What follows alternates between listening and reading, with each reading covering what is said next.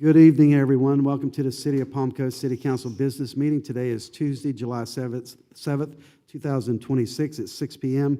We're in the John Netz Community Wing of City Hall. I'm calling this meeting to order. If you have any devices, please silence them at this time. And if you would, please stand with me for the Pledge of Allegiance and a short moment of silence.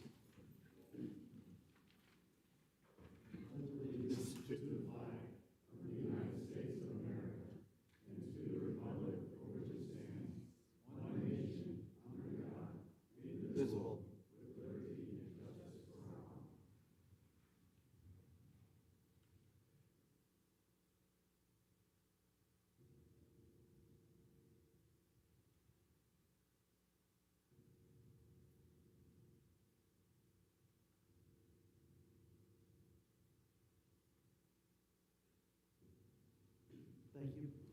Please be seated. Ms. Cook, if you could call the roll, please. Mayor Norris. Here. Vice Mayor Pontieri. Present. Councilmember Gambaro. Here. Councilmember Miller. Here. Councilmember Sullivan. Here. All members are present. Thank you, ma'am. We're going to begin tonight's proceedings with public participation. Please refrain from any defamatory comments. We'll allot 30 minutes for this block. You got it. Brittany, you going to talk to them about that?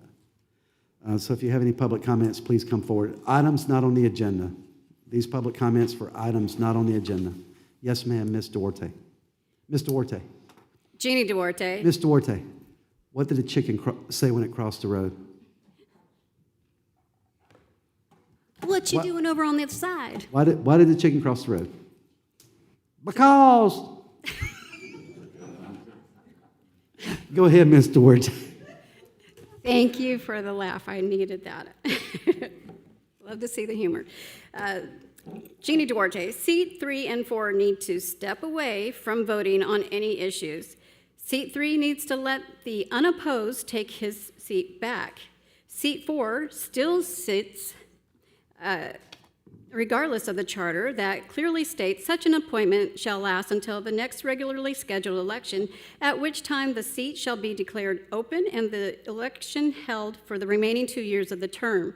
That seat was vacated 79 days prior to the 2024 election and is still seated. Whoever wrote the statement in that lawsuit was wrong. Article 7.5b under elections contemplates that all other special elections shall be held the same as the manner of the regular election, and the council shall, by resolution, fix the time for holding such election. That seat failed to appear on the 2024 election, and no election was held.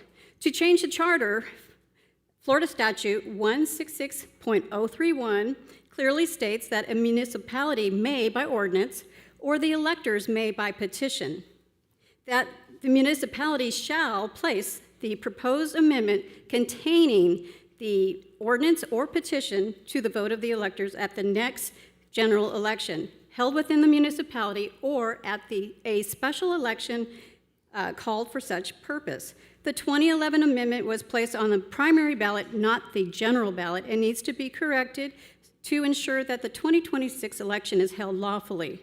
Why is this important? Because you give an inch and they take a mile. Many other items were changed in our charter with no corresponding amendments to any ballot for the vote of the electors.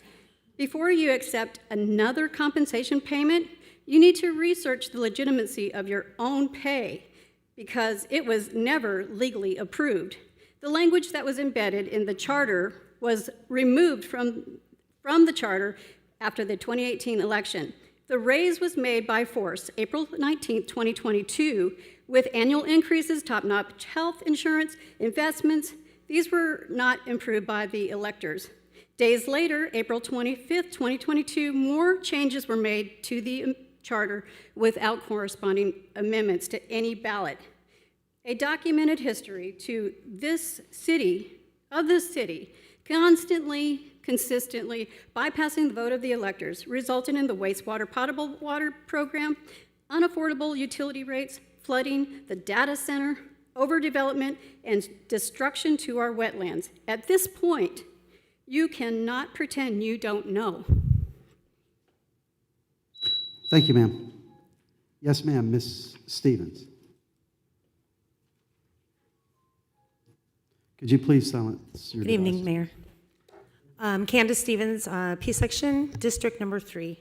It's been a minute since I've been here. I'm coming today to talk about actually some stuff going on in my district.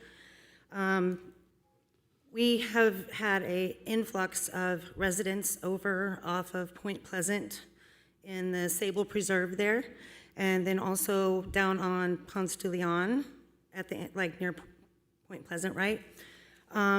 It is almost impossible to get across the street, to get across Royal Palms, to enjoy Lehigh Trail, which is why I bought my house, and walk my dog. If Andrew Warner was here, he would agree with me. Pony Express, Porcupine, Point Pleasant, Ponce de Leon, all those streets over there, we all pretty much bought over there because we wanted to be close to the trails, and we're really unable to use them safely. It's really, really hard to get across the street. And so I've asked before, and I'm asking again, I would like you to put the flashing crosswalks where we can hit the button and hit the crosswalk. If you put it at the intersection of Point Pleasant and Royal Palms, that's where the speed limit changes from 45 to 35 anyway, and traffic's generally backed up anyway to there. So when traffic is not backed up, it is almost impossible to get across right there. And then there is an already painted-in crosswalk down near Sable Preserve. I would suggest putting another one there because people over there have to cross to get to the sidewalk. As you know, the sidewalks don't go on both sides in Palm Coast, so you have to cross streets to get to the sidewalks. There's a lot of kids now in my neighborhood, bus stops in my neighborhood. I see kids riding their bikes to school, and I really think for safety-wise, if you could look into putting a couple of those signs up on that road, would be a great idea. On my way here, I also noticed that you probably might want to put one over there by the Imagine School and all those new apartments going up so people can get across the street to go home or walk home on the sidewalk, which is on the other side of the road. You got some new stuff going in there, so you've got some impact fees that you can use for those, and I'm sure there's some maybe left over from Sable Preserve or somewhere in a fund that you can find a way to put some of these signs up for us, because we are complaining about development because development is interrupting our lives. If it was more melding with what we already have going on, everybody wouldn't be so in an uproar about it. Okay, so when we ask for things like these stop signs or maybe another library or whatever it is that we're asking for, it's because we live there and we know what we need in our area. You know, you live in Grand Haven. I have no clue what you guys need over there, just like you don't have any clue what I need over where I live. So if we don't tell you, you can't fix it.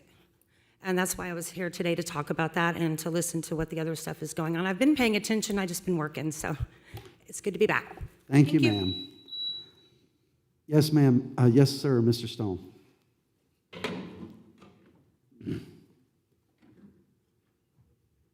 A couple items I want to bring up real quickly. State your name. For Stones. There you go. Thank you. Yeah, thank you. The mosquitoes over in the S section are out of control. No one's spraying. I've been eaten up alive. The guy left a note on my floor. We're going to come out and investigate. He came out and he says, "Oh, your pot is a little wet." Well, it rained. Yeah. The swelling is flooded every single day. All the streets along the streets. The second thing is the housing, you guys, the previous council had built, we got chased off by the rain. We went to the beach twice, so we took a ride through the supposedly new neighborhoods, all the Atlantic developers, plywood. There's water all over the place. You get one hurricane or one tornado, those poor people are going to be homeless. They'll be wrecked, totally wrecked. Third thing, I was invited up to the City Council of Ormond Beach when we went to the council in '24 and we said we need safety devices. We were later told they're deploying their devices, they're taking them down. Untrue remark. they take them down and they reconstruct them and they redo them, but they would never remove one or two streets. People complained, so they said, okay, go ahead, you can speed, and if your items get hit, don't blame us. The same thing happened on Cimarron Drive. A couple of Pontiers voters complained, so she removed the units. Nothing. Al, myself, Steve Carr, we gave you tons of material how to do this, and it was ignored. And the last thing, the very last thing, when you two guys took a vote on the east section, you took an oath. Some of you took money from those developers. You were not supposed to vote. It's an intent, and it's in the Brown law. You shouldn't have casted a vote. I don't know how the state let you get away with it, but your vote should have never counted. How do you expect people to want to live here? That's it. Thank you, sir. Yes, sir. Good evening, Mayor and Council. Kirk Whittington. Vice Mayor, I have some ideas for you. Deals with animals. There are some new developments in animal shelters. Kissimmee and Ocala have now what they call cat cafes. Kissimmee was the first. There's called a Maine Coon Cat Cafe. It's a unique concept. You pay a membership annually, and your membership allows you access to the cats. The cafe serves soft drinks, tea, coffee, pastries. You can go in there and buy a pastry, and then you can go spend time with cats. People live in apartments or place rentals, they can't have a cat, they go in there instead. Ocala recently opened their own. It's a different concept. Theirs is an extension of their shelter. So you go in there and they have 30 cats at any given time that are available for adoption. You pay a fee of $15.50 for a 50-minute session. Same thing, they have a cafe. They also have a bookstore and a gift shop with a cat theme. But they mostly want to see the people that are there to adopt a cat. They've already filled out the paperwork, they've passed the vetting. They want to see if the cats are comfortable with the people. It's kind of a new concept going around. I've seen many stories on this with dog shelters. They have a big problem with dogs being returned back to shelters. It's very discouraging for the dogs. So what they do now is that they'll bring 4 or 5 people into a room, like Flat Girl has their community room. They'll sit down and they'll bring in dogs to choose the humans. So instead of the humans choosing the dogs will go choose a human. They'll sit down next to a human, they'll lay at their feet, and that way they know at least they have a better chance of doing something else. A different thing, too, I read about something that was just hilarious. It's called a puppy spa. You think, why do puppies need a spa? They don't. The puppies are the spa. This is a concept that Smart may be able to use as a moneymaker. The video I saw had 3 kids. They were all about 2, 3 years old, sitting on the floor. And if you think about the song, Who Let the Dogs Out? Suddenly 8 or 9 puppies just go in there and flood the kids. They just bombard them. The kids are laughing, the puppies are laughing, the kids are bombarded with dogs so much they're falling over. The dogs are just all over them, and the camera pans back, and there's 3 moms sitting with the kids. It's a daycare, and they just decided to bring puppies in and do that. The last thing I saw was you and I have talked about the Big Dog Rescue Ranch down in Loxahatchee Glen. If you don't know about this place, it's the largest shelter in the country. They have a capacity of 900 dogs, no kill, no kennel. They've recently been taking in all the beagles from Ridgeland Farms in Wisconsin. These dogs have been treated horribly, but they have recovered so fast that the video I saw was about 30 puppies between the ages of 6 months and a year, and they're just kind of running around a room, and in walks one of the staff wearing a Snoopy costume, and the puppies go crazy. They just think this is all for them. The show isn't really about them. Just a good thought to think about. I'm going to go down there this fall and see what I can find. Where else can you go and play with 900 dogs in a day? That's all I got. Thank you, folks. Thank you, sir. Anyone else for public comment? Yes, ma'am.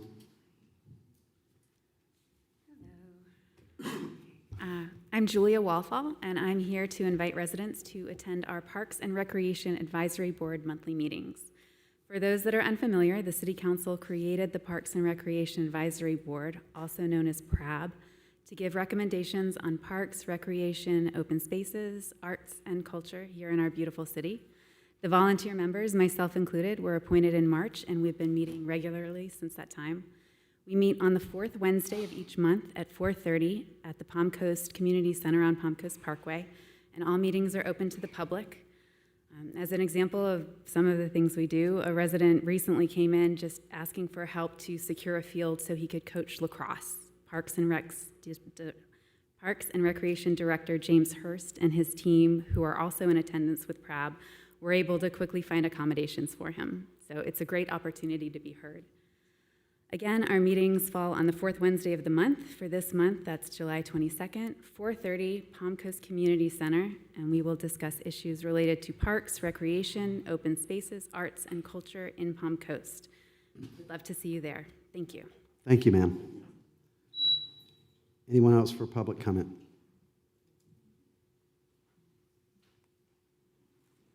Yes, ma'am. Ms. Risa. Hi, my name is Risa Paps, and I'm here tonight to talk about the Mayor Pontieri that has wasted a lot of our time the last 2 years bashing the mayor on this dais and in the media. Your recent rant concerning the mayor's austerity draft is what brought me here tonight, to expose some of your improprieties and lack of leadership.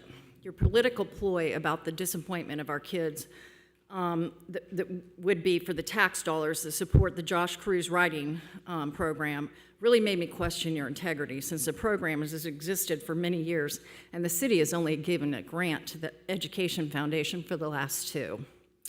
Now let's talk about the grant program that you spearheaded and have been the liaison for the past 2 years. This grant program was increased from $30,000 to $100,000 in 2024. The expansion sadly only opened doors for large nonprofits to get a piece of the pie. These nonprofits show millions in revenue yearly and do not really need this $12,000 grant to sustain their already funded programs. For instance, the Josh Cruz writing program that Ms. Pontieri referenced, for 2025, the Education Foundation asked for $15,000 for a gala. They got the $15,000 for the grant, but it listed that no galas or fundraisers were allowed. And in 2026, the Education Foundation got more than the maximum allowed amount for the Josh Cruz program. Now, my biggest problem with this Education Foundation is that they didn't bother to list the requested information, whatever other grants were involved in this project, which would have been several grants from programs that were federal and local. I have in my hand proof that the city was negligent in dispersing our tax dollars at their own requirements, with their own requirements for these grants. The documents show where the grants were paid 100% instead of 30%, at a max of $12,000. Can you explain to me, Ms. Pontieri, how several organizations each got $15,000 instead of the max of $12,000? Or how several grant recipients got 100% of the requested instead of the 30%? Vice Mayor Pontieri, since you have not been a good steward of our tax dollars, I feel that the program has committed fraud due to the oversight you and other city officials did not do the last 2 years concerning this program.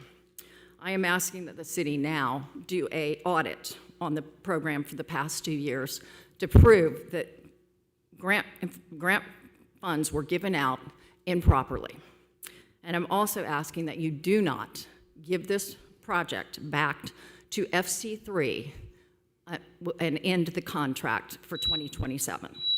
And if anybody needs any information, I have it all right here, and I can prove everything that I've told you about tonight. Thank you, and have a good evening. Thank you, ma'am. Anyone else? Mr. Davis.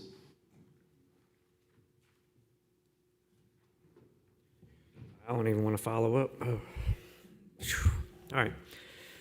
Good evening, Mayor and Council. Before I begin, I want to thank the residents who took the time to be here tonight. Whether you're here because of flooding, growth, infrastructure, taxes, or simply because you care about Palm Coast's future, your participation matters. Good government only works when the people stay involved. Tonight, I'd like to ask for something I believe every resident can agree on: common sense accountability. Over the past few years, I've spent countless hours reading ordinances, the technical manual, engineering standards, permit records, public records, and audit histories. I didn't do it because I wanted a new hobby. I did it because decisions made on paper affect real people's homes. The more I learned, the more one question kept coming back. If the city has standards, where are the policies that verify those standards were actually followed? Palm Coast Engineering Design and Utilities Code states that stormwater systems shall be designed to collect and convey stormwater without creating adverse impacts to adjacent properties. Those are not my words. Those are the city's words. So when a resident reports on an adverse impact, what happens next? Who investigates it? Who determines whether the technical manual was followed? Where are the written findings, and how can the public verify the decision? Those aren't accusations. They are questions that every resident should be able to ask and every government should be able to answer. Without a documented process, residents are left hoping everything was done correctly. Government shouldn't ask people to rely on hope. It should provide transparency, documentation, and accountability. I'm asking the council to direct staff to develop written policies that require documented findings, preserve review records and audit history, disclose approved deviations from adopted standards, and bring those recommendations back to this council for public discussion. This isn't about creating more bureaucracy, it's about creating confidence. Confidence that the rules apply equally, confidence that decisions can be verified, confidence that every resident is treated fairly. This is an election year, but I'm not here to campaign for anyone. I'm here for the residents. The city already has standards. Now let's make sure we have the policies that prove those standards are being followed, because actions speak louder than words. The public deserves more than promises. The public deserves proof. Thank you. Thank you, Mr. Davis. Yes, ma'am. Ms. Shelley. Yes, ma'am. Good evening, Darlene Shelley, K-Section, Palm Coast. Not sure if I can make this comment now. I would like to ask to have one of the consent agendas removed for more detail and clarity. If I won't have a chance to make a comment about it before it gets voted on, I'd like to make that comment now. You can't. If it's on the agenda, you have to speak during the item. These are non-agenda items right now, this first public comment. So I'll be able to talk about a consent agenda before you vote on it. We will open it up. Yes, ma'am. Okay. So since I was able to retire in 2019, I've been able to get involved with paying attention to what's going on in my city. As you know, I've been telling everyone that we moved to Palm Coast because it's a beautiful coastal community. My mom and dad came here 30 years ago, and we would come on vacation to enjoy the beach and the beautiful wetlands, hiking trails, everything that most of us came to Palm Coast for.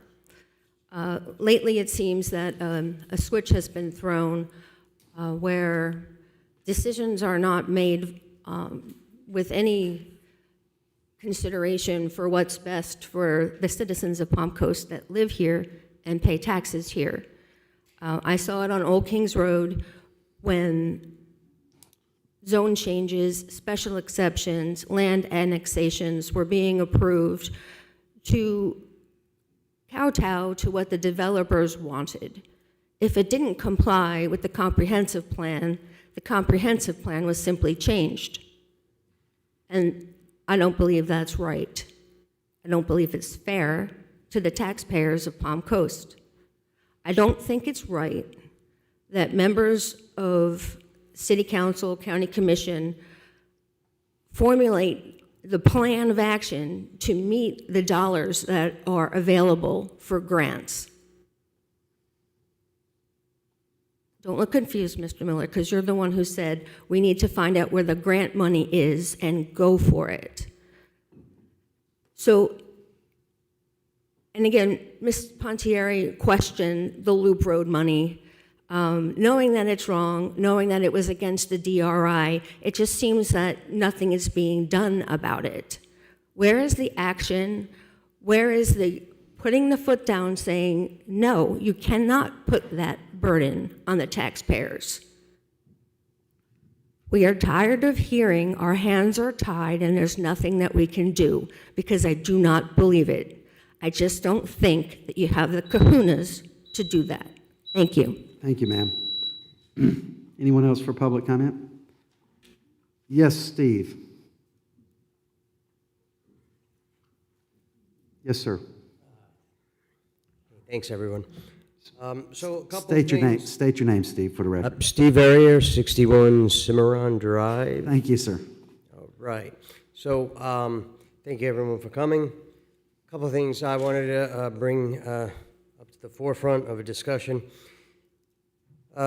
June 29th, Supreme Court ruled in, is it Chakri versus the United States, this whole ruling about geofencing. And there's been a lot of discussion online, going on, Fourth Amendment rights with flock cameras, things of that nature, surveillance, and pretty much overreach of local, state, and federal government in complying with these programs. So anyway, the Supreme Court ruled in this Chakri case that this geofencing is unconstitutional, and that pretty much destroys the defense that the flock camera system and these other camera systems, I'll just group them all together, but flock's the main one. Their whole defense and their whole argument was based upon Norfolk, Virginia, and the Supreme Court recent ruling pretty much destroys their argument in that case. So it's going to be brought back to the Supreme Court again, and I'd just like to understand the council's position on the use of these cameras and, you know, the violation of Fourth Amendment rights. The other part of me wanted to discuss this data center argument that's going on. I can find thousands of videos online of communities where these data centers already exist that are negative and none that are positive. So again, about that topic, what are we doing there? Are we doing the right thing or not? That's all I have to say. Thank you. Thank you, Steve. We have time for one more public comment. Yes, sir. Come on, don't be bashful. Dan Frudiger. I live in Fleetwood Drive, and I don't have anything prepared like the other gentleman about the grade issue, but my previous life, I used to be a builder. I live in, like I said, I live in Fleetwood Drive. I watched a home be built next to me. They started off with a grade was like 12 inches higher. I looked at their plot plan. I understand. I read them and I understand topos, etc. They make a long story short. They built a home.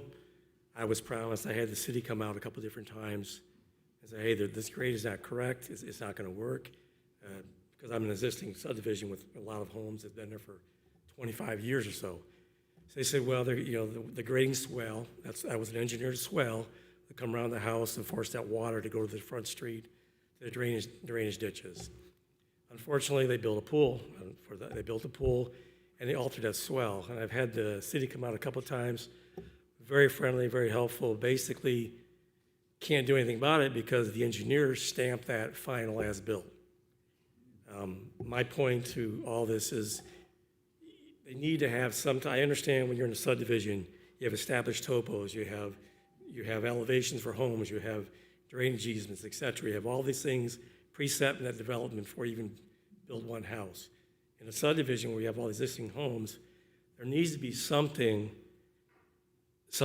who put that responsibility on the person buying the lot, building that home, that they have to work within the existing elements of their homes in that subdivision.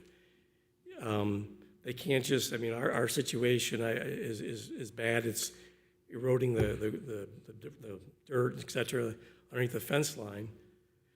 And I've seen some photos where, some of these houses are 2 feet higher. It's ridiculous. So I just believe that somewhere along the line, they need to have some type of a ordinance that says that when you build a home in an existing subdivision, part of that responsibility or that requirement in order to get that permit, they have to figure out how they're going to get the water from point A to the street. If they can't get it because of natural grade, then force them to do a French drain, or they have to somehow get water to the street without adversely affecting the neighbors. And that's just, to me, common sense. Right now, when the city came out, they basically said that, as I told you, there's nothing you can do. It go to a lawsuit between the two neighbors. That's kind of where I'm at right now. So it's I'm at a loss with that. Thank you, sir. Have they CO'd the house? Pardon? Have they CO'd? Yeah, it's got a CO, but again, they stamped that. They got an engineer stamp to do that. All right, thank you. Carl, can you hold up your hand? Can you go back there and see Carl? Carl, please get his contact info and follow up, please. That's it for public comments. We'll bring it back to the dais. Any follow-up, City Manager? Yes, sir. So from the traffic calming plan that was approved by council in January, excuse me, staff's in the process of doing some collector road evaluation following the guidelines in that plan, as well for the other operational issues that were brought up this evening. We'll be working with staff on. Thank you. All right, thank you. Council? Yeah, I was just going to add on that.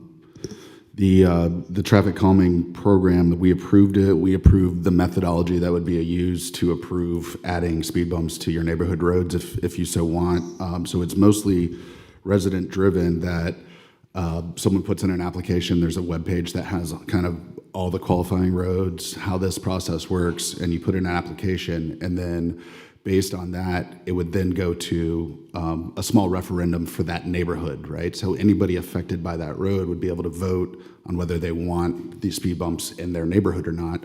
And so we set a fairly high bar. I believe it was 70% approval, because we didn't want it to be 55, 45, and then they go in, and then everybody changes their mind about it now, and then they have to come back out.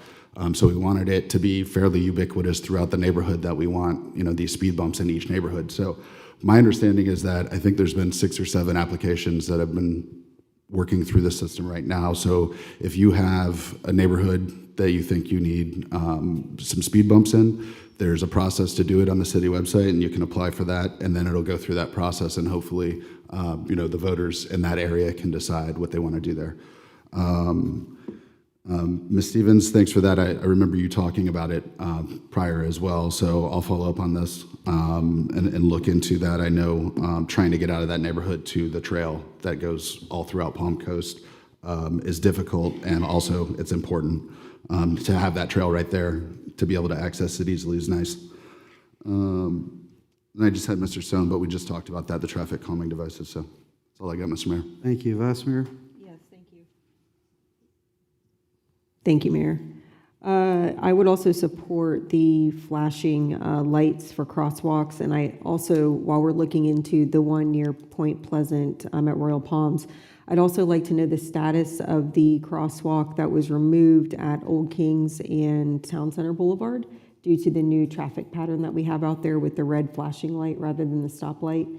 I know right now there's a trash bag covering the crosswalk light, but I would like to know what the plan is for that, because obviously a lot of people traverse that area in order to use the trails over there. So we need to make sure if we're not going to have that specific crosswalk operational, what we are going to do to make sure we keep our bikers and our pedestrians safe. So if we could get an update on that, City Manager, thank you. Thank you, Mr. Whittington, for the ideas. I'll look into those, and was kind of doing a little bit of searching while you were looking, or I'm sorry, while you were speaking. Thank you, Julia, for coming out for PRAB and advocating for that. It's really important. People don't really realize that we have that. And we know all of us, I think, get contacted by a lot of people who want to see different amenities for Parks and Rec in the community when we have a committee that is willing and able to hear all of those ideas. So thank you for bringing that to the attention of the public. Risa Paps, I see that she left. Oh, there you are. You moved. Sorry. So I looked into, a while ago when you brought this up last time, I looked into all of the grant amounts, and the policy prior to, I think they did change it last year, but the policy prior to that was either whichever was less, 30% of the total cost of the event or the project, whatever it may be, or $15,000. So, and I have this, it's public record because I did reach out back in August of 2025 to FC3 to get clarity on this. It says the 2024-2025 grant cycle, that amount represents 30% of the gross project budget or $15,000, whichever is less. I believe last year they changed that to $12,000. If that's not correct, then I'll certainly look into that again, but this was looked into quite extensively because of concerns that were brought up. If we missed something, I'm happy to look into it again, but I don't think we did. So, and there are certain things that they can and cannot use the grant money for, and after the grants are awarded, the grant recipients have to produce documentation to the city to show what the monies were actually used for, and there's quite an extensive list of things they can and cannot use those monies for, and as far as I know, nobody's been in violation, but I can check with James Hurst on that. He's shaking his head in the back, indicating that there have been no violations. But again, happy to look into it. I don't think there's anything there. The last thing, Mr. Verrier, with regards to the flock cameras, where did he go? Raise your hand. There you are. Sorry. I want to be able to look at you. I actually have been looking into this the last week or two. I have a pretty lengthy email from Sheriff Staley himself. I'm happy to forward that to you. It's too lengthy to read here from the dais, but it is public record because I asked him for an explanation as to our city's utilization. So the city actually doesn't have any flock cameras. We don't own a single one. But if you'd like, I'm happy to forward this to you. And again, if anybody wants to request it, he actually did send me an explanation as to how they use their license plate readers, the specific technology, et cetera, because I had some residents reach out. I'm also a big Fourth Amendment proponent, so I get it. I get the concern. But he has a very good explanation with a lot of statistics. So like I said, I'm happy to forward that to you or to anybody else who would like that information. The last thing, Mr. Frutiger, did I say that correctly? I apologize. Thank you. I would like to know, and this can be sent to me in an email, and if you want to email me, I can forward you whatever response I get. I would like to know when somebody puts in a pool or a fence, whatever it may be, that's going to affect the topography, if we do require another drainage assessment to make sure that when that extra whatever is added, if we're removing trees and putting in pools, putting in back patios, whatever it is that's affecting the impervious space out there, if we are reassessing drainage, because I could see how that could occur, where initially the drainage would be fine, but then a pool is put in and it could affect. And I'm assuming, sorry for clarity, the pool was put into the neighbor's yard, not into your yard? Okay.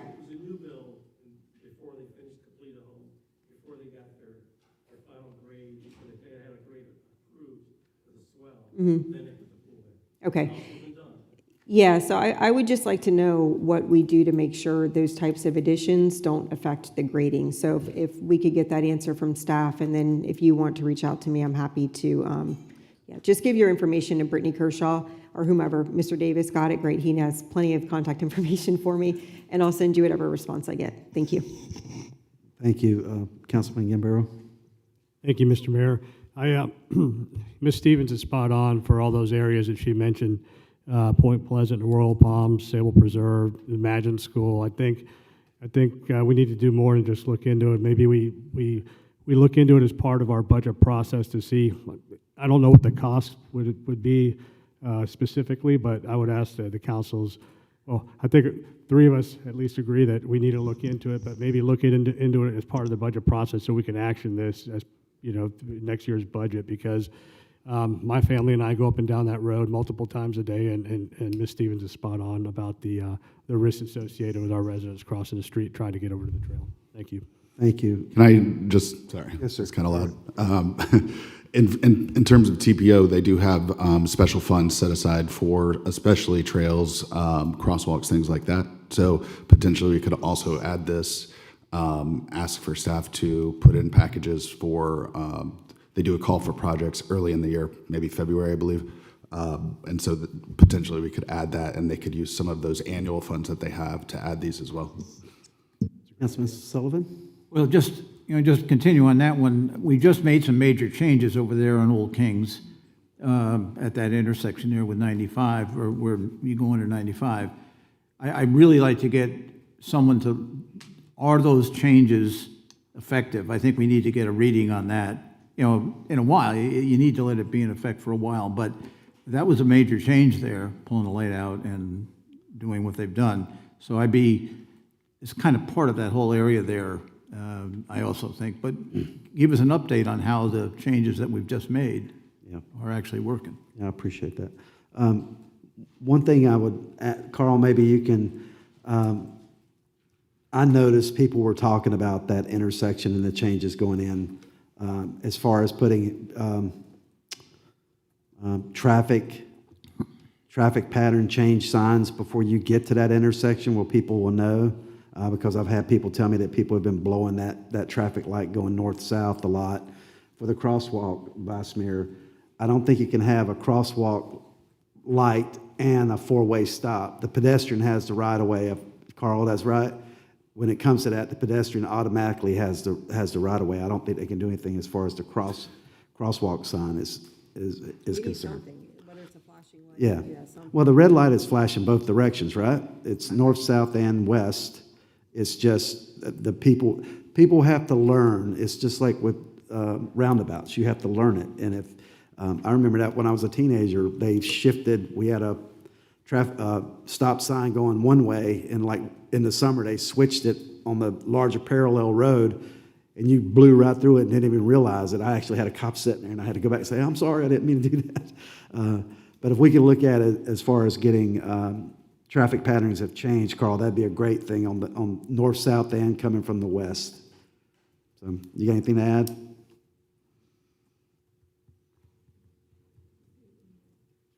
Yeah, everything you said on that is correct. We have been monitoring it. We had various staff go at different times of day, even before work, after work, during the day, monitor, seeing how things are going. We have worked with the sheriff's office in doing some additional enforcement and just trying to make sure people are behaving properly, you know, at those stops. It's typically a lot of the right turns. You know, people aren't coming to complete stop all the time, but the current findings that they've noticed so far is that it is working as designed. You know, usually takes a few weeks from people driving a similar route before they really get used to the change, but we're going to continue to monitor it, and we will provide more feedback to council as we gather it. Okay, have we any reported accidents at that intersection yet? No accidents that I'm aware of, no. All right, thank you. May I ask a question while he's up here? Sure, Sorry. go ahead. I understand fundamentally we can't have like a normal traffic apparatus like you would, or I'm sorry, pedestrian apparatus like you would at a normal red light, but can we put like a yield to pedestrian sign or something? Because my fear is that exactly what you just said, is that people are going to roll through that stop sign and hit a biker or a pedestrian coming up Town Center Boulevard and crossing over Old Kings. We do have those like on our arterials in the city, like say Belterra, the side roads coming up. We do have those pedestrian warning signs about, you know, they have the right of way and whatnot. We definitely can look at signage or different things we can do there to enhance the safety. I think something. I would be in favor of that as well. Yeah.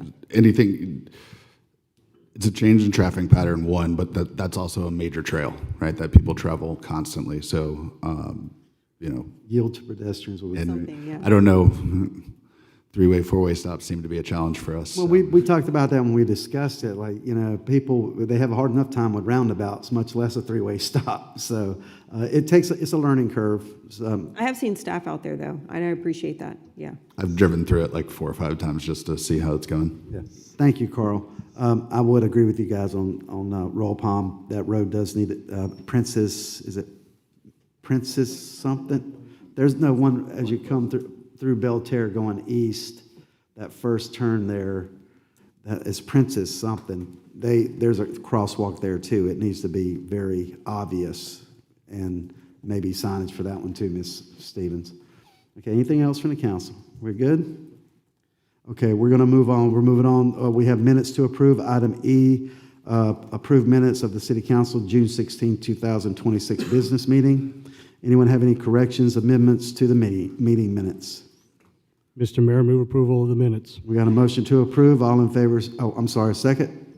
Second. We got a second from Council Stevens, Council Stevens, Sullivan.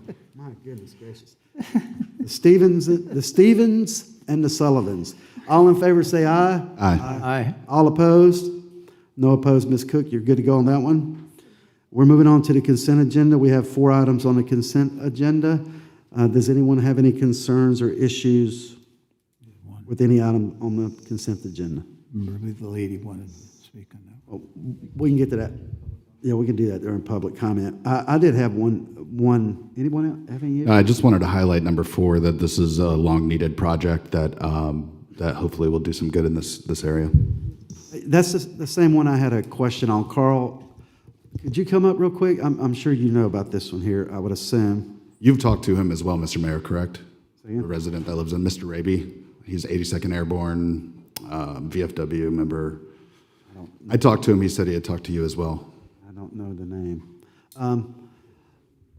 My question was on the bids. Those bids, when I looked at them, like Klein is 90-something thousand. Yeah, and all the other ones are above, right at $1 million or above $1 million. Why is it so lopsided? It's easy to pick them, but why are the bids so lopsided like that? That was my only question. Well, actually, Klein was a low bidder at 100,000, and then there are 2 bidders at about 200,000, and then there's a 4th bidder at 1.4. Over $1 million, yeah. And we're not sure why Massey's and contractor has bid on it throughout the work. They must have misunderstood the project. We have no idea how they got their bid. Okay, I just thought that was a bit lopsided. Made no Yeah, sense. The max was 115. It's not $1 million job. With the contingency, the amount was 115 with the contingency. Also, Okay. the 100 is a really reasonable price, honestly, for that project. Okay. Anyone have any other questions on the consent agenda? I had one, Mayor. For number 1, I saw quite a bit of communication online about the land donation, the 2 parcels for Habitat for Humanity. I think there was some information online that was probably incorrect. Oh, actually, I know it was incorrect. These were not, and if we could, Mr. Zilber, would you mind coming up and explaining what number 1 is? So my understanding is that these were previous properties that had been essentially torn, they were tear downs because of fire. And there was some information out there that these were commercial properties, but they were residential from what I understand. So if you could just kind of clarify that and provide some information for the public. John Zolba, Community Development Director. They were both previously residential properties. Each one had caught fire, and there were some code liens and some action to clean up the properties. And so that's how the city got control of them. And they've been vacant ever since. And according to the agenda item, they were put on the up for sale before. They were tentatively going to be sold, and at the last minute, the buyer couldn't get the loans to secure them, and then we came to City Council to get them approved for the surplus properties available for redevelopment. And in that resolution, it provided that they could be used for affordable housing purposes.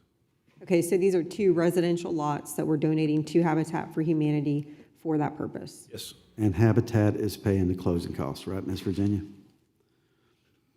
Okay. Anything else? Which one did you have a question with, Ms. Shelley? That one, are you satisfied with that answer? She can comment during public comment. Okay, we'll let her go to public comment. Anything else? Thank you, I appreciate it. Thank you, John. Anything else from the council? Consent? Can I get a motion? Mr. Mayor, move approval of the consent agenda. We got a second. Okay, anything else from the council? We'll open it up for public comment. Ms. Shelley, what was your issue? This was item 1, the Habitat for Humanity. Yes, Darlene Shelley, K-Section, Palm Coast. Knowing the dire straits that the city is in with budget issues and the potential of what's going to happen with homestead taxes going forward, I don't think it's fiscally responsible to be giving away city property because that belongs to the city, which is technically us. So those properties have value. Lots in Palm Coast are going anywhere between $70,000 and $80,000. Habitat for Humanity is a great organization. I've done hundreds of volunteer hours with them, building playgrounds and homes and painting and landscaping. I do not think it's in your purview to be giving away city property. Flagler County Habitat for Humanity has over $4.8 million available. They could certainly pay for these lots. I would ask you to consider a reduced purchase price, perhaps. But I think you owe it to the residents of Palm Coast to be good stewards of our properties and our assets, and to use fiscal responsibility in getting what we can for those lots rather than giving them away, because they certainly have the means to at least pay a reduced cost for them. Perhaps you could set that money aside for items that have been coming up year after year that we cannot budget for, whether it's something for the Humane Society. These properties come along, maybe we could put $50,000, $100,000, $200,000, and then find a parcel. We could fund a wonderful place for animals, dogs and cats, and have a means to pay for that. I think if you give away our city properties, you are not being fiscally responsible. Thank you. Thank you, ma'am. Anyone else for public comment? Yes, ma'am, Ms. Duarte.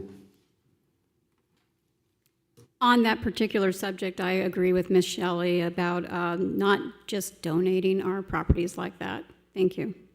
Thank you, ma'am. Anyone else for public comment? Bring it back to the council. Ms. Virginia, real quick, how did this come about as far as this contribution to Habitat? Sorry, we did receive a request from Flagler Habitat for Humanity to donate the lands to them. So we discussed it as staff. It was placed on the public lands list on May 19th by City Council for affordable housing. So it was the staff's agreement that we could donate them because it's going to be ultimately up to City Council to approve. And then we let them know, so they did execute a land donation contract and sent it back to me. Okay. So it's going to affordable housing. It's not like they're profiting off of it, and that cuts 80 to 90.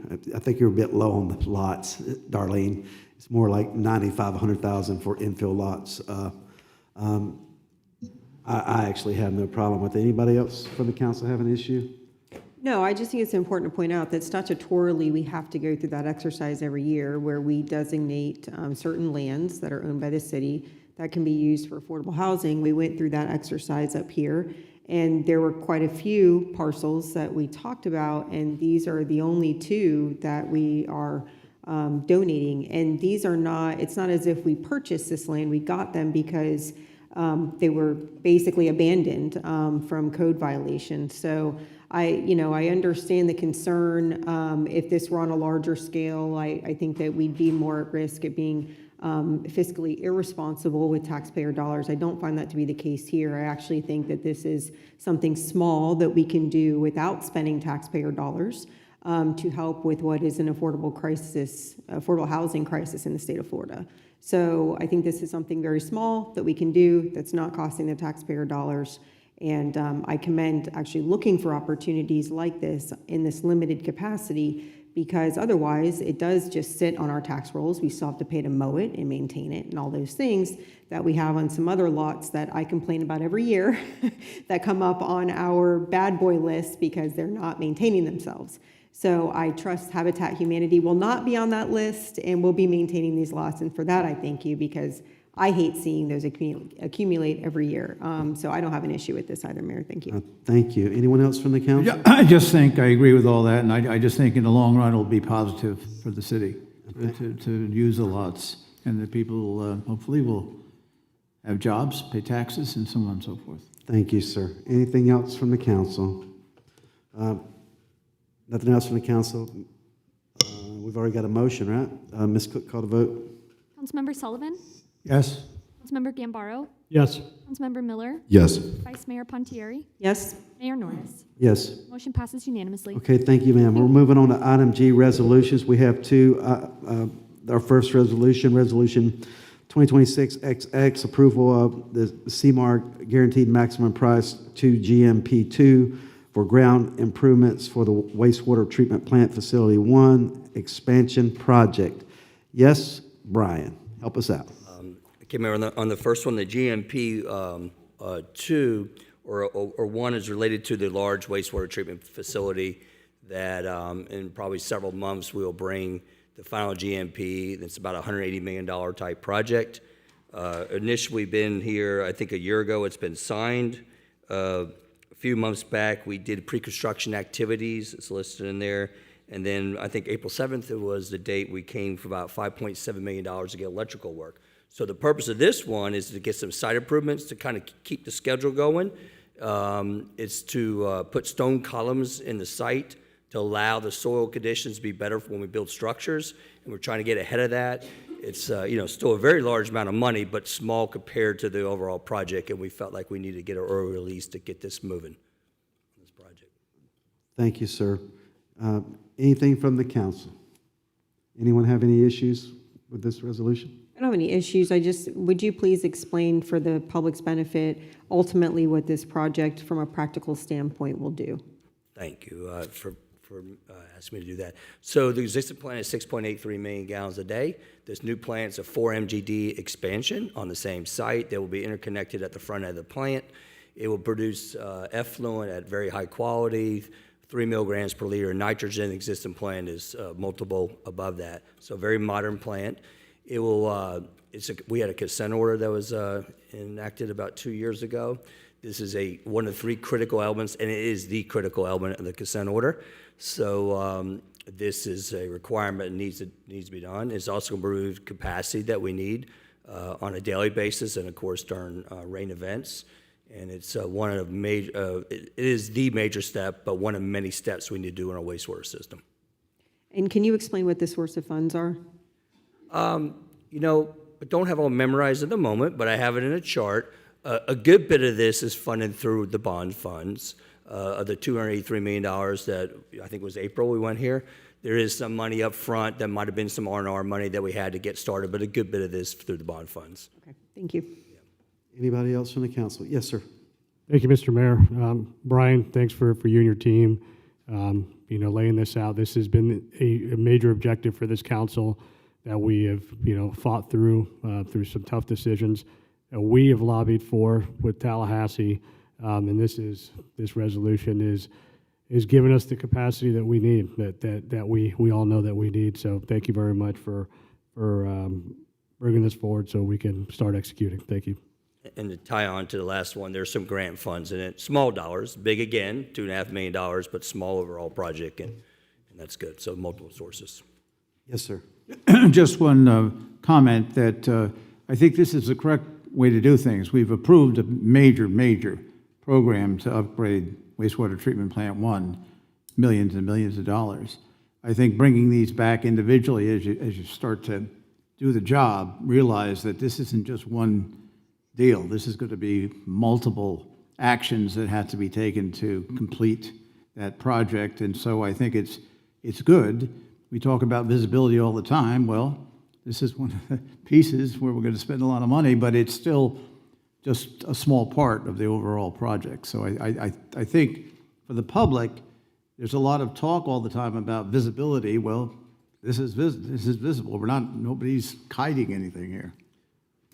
Thank you, sir. And Mr. Sullivan, it's listed on July 15th last year was the pre-construction service, 1.1 million, and it's all out on the agenda, 5.7 million several months ago. The next one's going to be the large one, over $100 million in about 6 months. The design is over 90% right now, and the contractor, Wharton Smith, is out getting bids on individual packages as we speak, and we'll bring that back in several months. All right, thank you, sir. Anything else from the council? Mr. Mayor, move approval of the resolution. We got a motion. Second. We got a second. Anything else from the council? We'll open this up for public comment. Anyone have any public comments concerning the first resolution? Ma'am, if you can't hold it down, you can leave the room.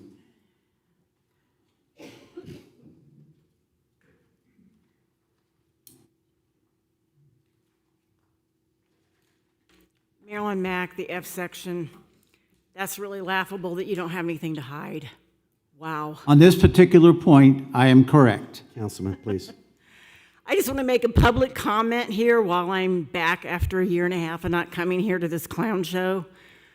I want the citizens of City of Palm. Ma'am, are you commenting on this specific item? I'm commenting specifically on the water utility. Well, you have to increases that comment we had. specifically on this item. That's what this public comment It's is for. pertinent to this item. It's specifically about this item. Yep, specifically about this item. I want the residents of City of Palm Coast to realize that this council voted and hired an outside consultant and paid them $5.5 million of our tax dollars before they ever audited the enterprise fund here, which has never been audited in 27 years. And the consultant comes back, of course, with a total screw job to us. Ma'am, I'm going to have to cut you 4% off. minimal You are not talking about this specific item. I'm talking about the water increase, No, which has to do this with this. specific item, Ms. Mack. If you can't Has to do speak with about it. this item, If you know anything about contracting, it has to do with it. You just don't want to hear it because you passed it and you signed the resolution. thank you, ma'am. Anyone else for public comment? Seeing no one come forward, we'll bring it back to the dais. Any follow-ups from the council? No comments from the council. Ms. Cook, please call the vote. Councilmember Gambaro, Yes. Councilmember Miller, Yes. Vice Mayor Pontieri, Yes. Councilmember Sullivan, Yes. Mayor Norris. Yes. Motion passes unanimously. We're moving on to the second resolution, Resolution 2026-XX, approving a master service agreement with Jacobs Engineering Group for wastewater system program management and engineering services. Yes, Brian? Yes, this is a $4.7 million program management of the wastewater system. The wastewater system is very complex. There are 7 tasks in this. What we're asking for approval today is for tasks 1 through 6. If task 7 ever occurs, we'll come back, a year down the road or even further for that item in particular. So this is comprehensive, and we list through the 6 tasks in the document. The first one is kind of overall on the wastewater, look at it systematically, of having overview of how things tie together. I think a good example is a year or two ago, the folks in the team pieced together a way to transfer flow from one wastewater plant to the other one. The new one was growing. You have to do flow changes. You do pump stations. We were able to piece that one, but there's other opportunities that we can look at it from a system point of view beyond that to make this the most efficient system. The second part is creating a master plan in the wastewater system and an effluent master plan. Effluent is a serious challenge in the wastewater industry. What do you do with the treated wastewater? No matter how clean you put it, you can make it purified. And still, what are you going to do with the treated wastewater? And we need to have a master plan. It takes the growth projections of population, flow projections, where are the major assets and plants, transmission lines, master pump stations, and then throughout the system. And then, and also effluent, most of our effluent, almost, I say most of it, over 95% goes to reclaim, a lot of it to bulk customers, more going to residential retail type customers in the future. We have limitations on our discharges in the event that you can't use it all reclaim. We have RIBs, rapid infiltration basins. We have some spray fields. We also have some effluent points that we can on emergency apricot purchases situations to let the effluent go into other sources or sinks of water and water bodies. So look at the whole overall effluent management plan. Try to look at how we can plan for the next 20 years. We have a CIP projects will come out of it. Any utility this size or probably even a quarter size has to have this. It's really non-negotiable to have such items like this. A whole professional engineering team will be involved. That shows some of the resources in the program. Center support is small in the sense of we've estimated $69,000. That is when you need technical assistance with the DEP or other regulatory agents on the consider. We have a small team that does administrative on that, But one of the items we're going to look at is we know the construction schedule here is going to be at least 3 years. We're going to have to meet with DEP, and if we have to extend deadlines, we have to look at what this team has been doing and what the council's done a series of approvals in 2 years to support this. It's been about 6 months. So I personally went to DEP, and they were very, what's the right word? Knowing all the things been done here of increasing capacity fees on New Grove. The monthly bill to keep up on R&R, the rate adjustments, the signing the contract with CPH on the design of this major plant, signing the contract with Wharton Smith a year and a half ago or so to start this construction, seeing all these steps. And these are the extra steps that we need to do to make sure that we're meeting all regulatory requirements and communicating that with the regulators. We're also going to look at, this is essential to value-added, construction management and owner's rep services. We know our plant number 2 that took 7 years to finish. We're almost finished now. We had a contractor actually openly breach a contract at the end that we're managing. You had to manage even on best of times, change orders, pay apps, and you had to have staff out there every day to watch the construction that technically have watched $180 million plants being built before. So this team is going to support this. Sometimes you use the engineer of record to do that, and the engineer of record, CPH, will still be engaged in this project throughout for startups, shop drawing reviews, but these folks will be out on the ground, several people every day, or 2/3 of the time, also help us with the administrative functions, look at value engineering opportunities. We have a PhD type process engineer will support some of this if we look at changes along the way, that we can make sure it's meeting all the regulatory requirements, cost controls, and what have you. The next step is a preliminary engineering report with potential wastewater plant 3. It's written as go to 500,000 gallons a day to 1 million gallons a day too. That long term we're going to continue to have growth, and we do a preliminary engineering report. Let's call that 5% design, what we call 10% design. That actually gives you that report stamped by a professional engineer. It allows us to go out and ask for grant money. Here's the design of this plant. Here's the location. Here's the effluent plan. Here's the nitrogen and phosphorus removals. And we were asking, then we could go out there and ask for grants if possible. A lot of times grants aren't as supportive pure for expansion, but if you're doing other things related to it and how we tie it to our system, there will be opportunities for that. And then with inflow and infiltration, I&I mitigation. Don't want to overpromise this. This is not the long-term decade challenge and opportunity we have with the PEP tanks. We're kind of unique with the PEP tanks.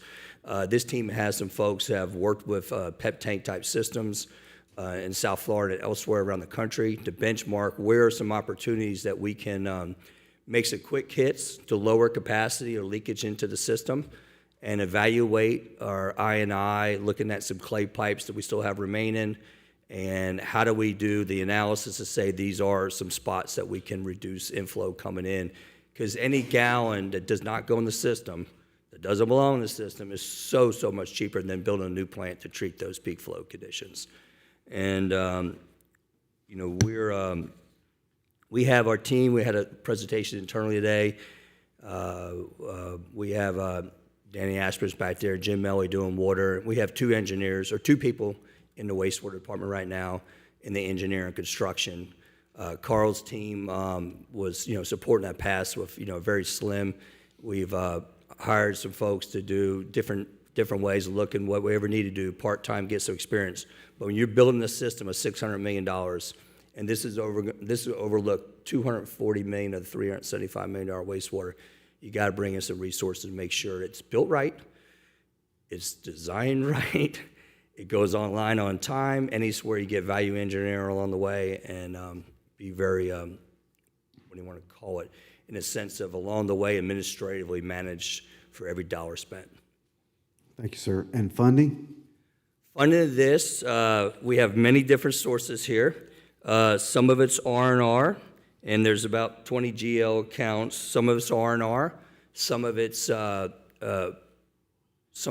capacity fee related. So if anything that related to capacity, like the preliminary engineering report for a potential new plant, that's from capacity charges. And there might be a touch of bond money here, but a lot of this is from internal sources on capacity-related type items. When you say capacity, you're referring to impact fees?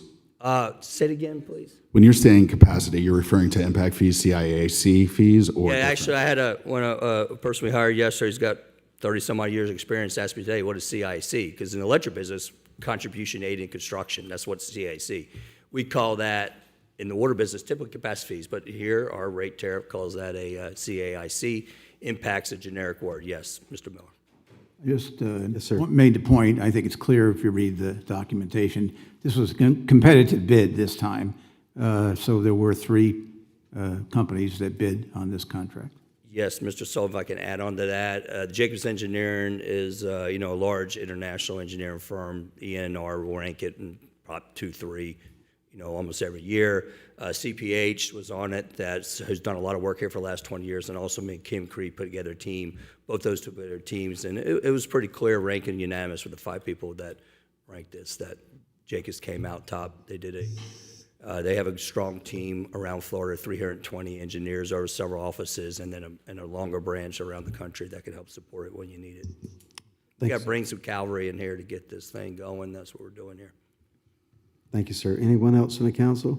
I have a couple comments and I have a question. So I do think it's really important to point out that, yes, this has a high price tag, but to your point, this is a multi-million-dollar project. And so we need to make sure we're doing everything right, not wasting money by not properly planning. My concern is, yes, I agree it's a competitive bid, but it's also a time and materials contract. Is this a not to exceed time and materials? Yes, time and material Okay. not to exceed.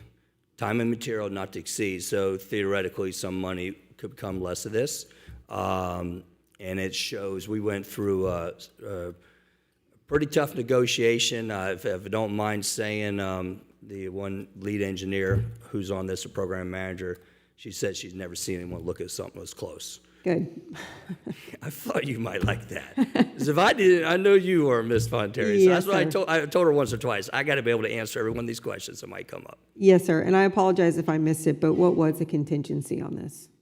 Moved to 100,000. I think the resolutions all changed. Marcus, can you help me? Or can Yeah, I was wondering about that. It's 100,000? Okay. And that's very reasonable considering it's a $4.7 million contract. Yeah, and it's for 204. We in April when we did the CIP, we just had a slide in there talking about this, teeing this up. It's for $240 million. What the projects will be reviewed under this program. Yeah. And Okay. then we're going to have on the water side. We're going to have a lot of movement on the water side. That we have 5 or 6 engineering firms. We'll still have many engineering firms on the wastewater side, but this is going to be an umbrella to make sure there's no playing around the wastewater system. Okay. Thank you. Councilman? I just had a general question since we've talked about the consent decree. And I know that you couched the comments about task 6 with I&I and that plan, that this isn't going to be the magic silver bullet for that, but it'll help us have a plan for that in the future. Is there, and I know also we have a line item for managing that consent situation, knowing that we know that we stay under, right, our cup every other day of the year except for when there's a hurricane. So we know that it's mostly I&I that causes us to be, exceeding our cup, and then we receive that consent decree because of it. Is there any way to mitigate that consent decree with I&I as opposed to capacity? I know we still have to do some capacity, but I'm wondering if we can show improvement in that I&I that says, hey, the next time a major storm comes, we won't see that much infiltration into the system, then we won't exceed our cup. I think on a high level, what you're saying will be supported by the DEP. The consent order had 3 main items. The capacity of the plant, which is 4 MGDs getting built, is going to be built to 4, not a 3.8, so we won't be able to, shrink like that. The second was some exceedances, so when we have higher flow rates, it caused more exceedance of environmental exceedances of our permit, so that should be supportive. And the third one was SSOs, sanitary sewer overflows. So we've reduced the I&I. The second 2 will improve.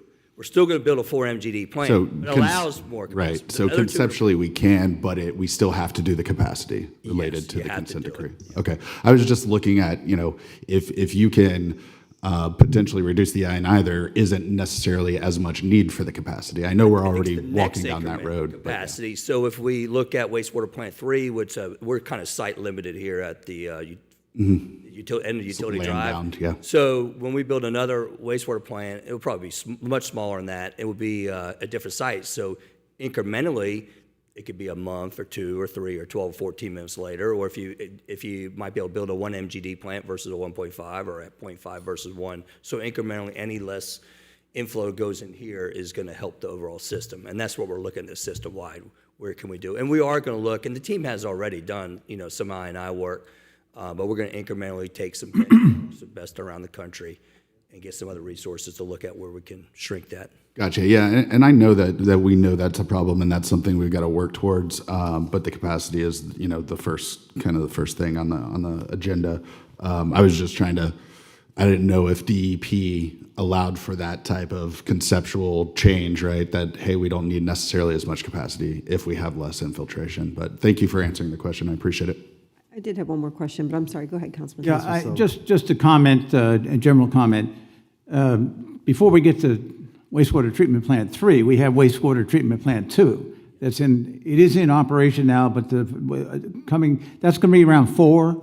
Yeah, it's permitted for 4 right now. We don't quite operate it at 4. We have some membranes of the existing, say it was built 8 years ago, that we're replacing as we speak. I think Marcus might tell me, or Danny in the back, we're opening up the membrane to install within the next day or 2, right? I think it's the...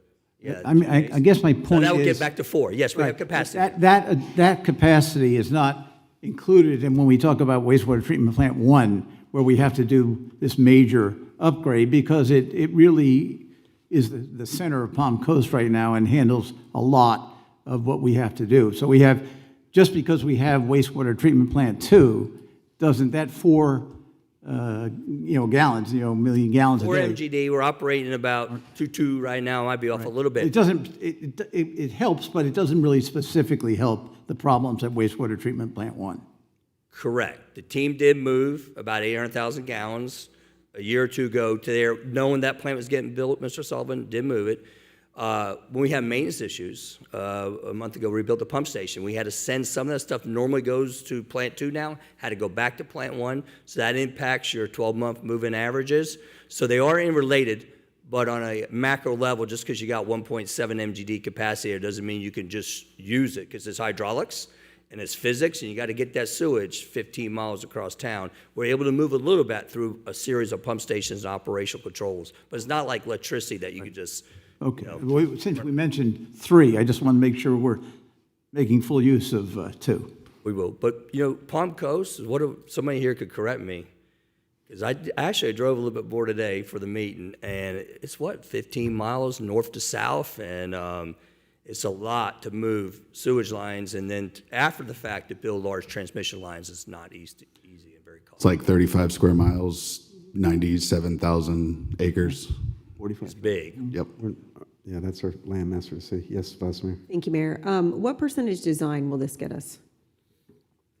Can you make sure I understand that? Yeah, so what percentage of this entire project, at this price point, how much of the project are they actually designing? Okay, so the task. CPH is the design engineer for that, and they have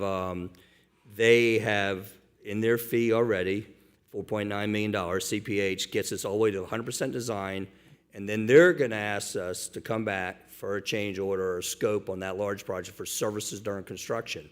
So they're going to come back for shop drawing review submittals and startup. Now, as going forward, since I've been here, I've asked the team, anytime we do an engineering project, make sure you put those shop drawing reviews, engineering startup, because there's really kind of required to be the engineer record. We've had the practice the past number of years to do that separate. We basically pay for design and do construction. So that's the large project. This is 36 months, 3-year project, so it's going to cover 36 months. That plant might need 39 or 42 months. So there could be a point, this is a 3-1-1 contract. So we looked at it first, would have went 42 or 44 months on 2 of these tasks. The consent order, the small 69,000, and then a construction manager, which is the biggest item, which is about 1.7 million, I believe. That might need to be extended. If the Wharton Smith contract takes 42 months from now versus 36. And since it hasn't started, that's likely. At the time, this is a 3-year contract. We can decide if we're going to use Jacobs to continue that task. But I think overall, the other 5 tasks will be done. The preliminary engineering report will take 12 months. The master plan is going to take 16 months, starting in almost immediately. So one task is 16 months, another one's closer to 12. The I&I is going to last about 2 years. The only one that go past 3 years will be the construction management of that large plant and the consent order, which is a small item technical support. Okay, thank you. Anything else from the council?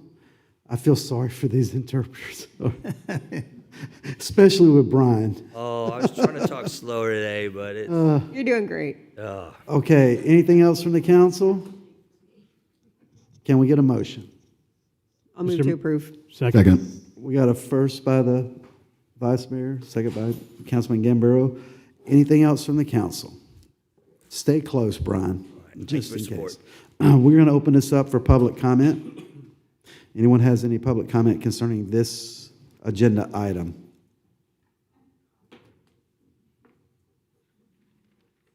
Good evening, Jeremy Davis. I have one question. As a city investing in expanding and improving our wastewater system, should residents expect the emergency pump trucks used after rain events to no longer be necessary once this work is complete? Thank you. Thank you, Mr. Davis. Yes, Ms. Duarte. Jeannie Duarte, first, violating a resident's rights to speak is also a violation of our rights to be informed. Also, too, I'd like to know where Mr. Roach actually lives, because he pretty much just, he admitted that, without saying the words, toilet to tap. So, July 1st, Are there you was another talking about boil this water notice. specific item, Ms. Duarte? Yes, July 1st. Please don't interrupt me. Well, July 1st, there was another boil listen. water notice. Ma'am, listen. Listen to me. Stop. You're gonna get, Commander, what did I just do? you've interrupted. You're not interrupted. sticking My to the time is still agenda. going. We have policies and procedures didn't for let me public finish comment. talking. You are not speaking on this You are specific agenda violating item. my rights. Mr. Mayor, You did not let me let me finish get in. talking. You need to quiet up too. This is my time to talk. Commander, get her out of here. Hold on. Hey. Hold on. Ms. Duarte, are you speaking on this particular I item? am speaking on this particular topic. It's I'm not yelling. all-inclusive. Hey, If you I'm would not stop yelling. violating my rights, you'd hear where I'm trying to go. If you want to talk about other items like boiled notices, that would be a non-agenda item at the end. Oh, no, because the water treatment plant is part of the boil water notice. We're talking about a contract here, so that would be my recommendation, trying to help you here. That's all I'm trying to do. So if you can keep it to that and then talk about the boil notice afterwards, there would be no interruptions. Thank you. Anyone else for public comment? Yes, ma'am, Ms. Shelley. Darlene Shelley, K-Section, Palm Coast. I'm just asking for a little bit more transparency. I consider myself pretty knowledgeable about what goes on here because I've been coming to these meetings since 2019. I think we're talking above what most folks have the capacity or the understanding. We've asked you before to not talk in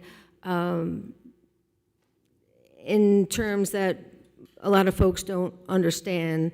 Like when you say CUP, I know what it means, but that is probably not something that most of our residents are familiar with. I mean, you rattle it off like that's something that the residents are going to understand. So there's not a lot of transparency around what is actually happening here. Just so we all are on the same page, what we're talking about, is this for future growth?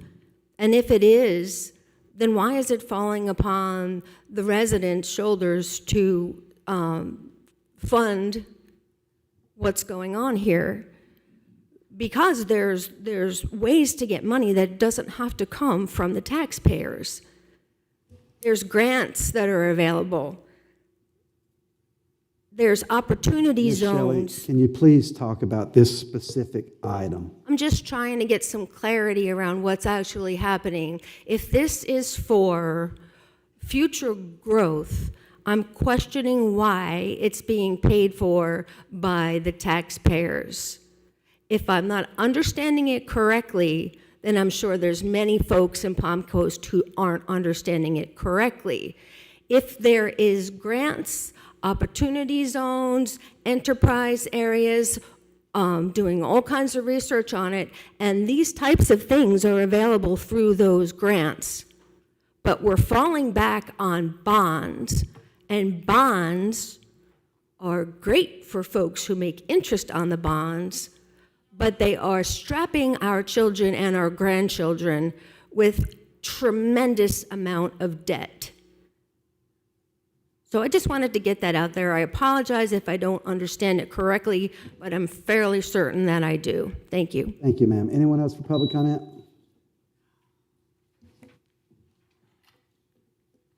I have a contractual question on it. How do they come about to do a time and materials contract for 3 years? Can you announce your Maryland name? Mac, F section, Palm Coast. Is that your question? Yep, that's my question. All right, thank you. And my second question is, why don't they ever do performance-based contracting here? Thank you, ma'am. Anyone else for public comment? Mr. Rocha? Hold on, Ryan. Ryan, hold on 1 second. Just for the record, we're closing public comment right now. Public comment's closed. Yes, sir, Mr. Roach, go right ahead. I always try to do better on the acronyms, and I apologize if I do that. I had a board member told me 15 years ago, anytime we use an acronym like I&I, make sure on the document it shows what it means, inflow, infiltration. Even that word might not mean to everyone, so I'll work on that, and we continue as a team because we want to be transparent on that. And that one in particular means you're inflowing from the rainwater going into manholes that aren't 100% sealed and items like that.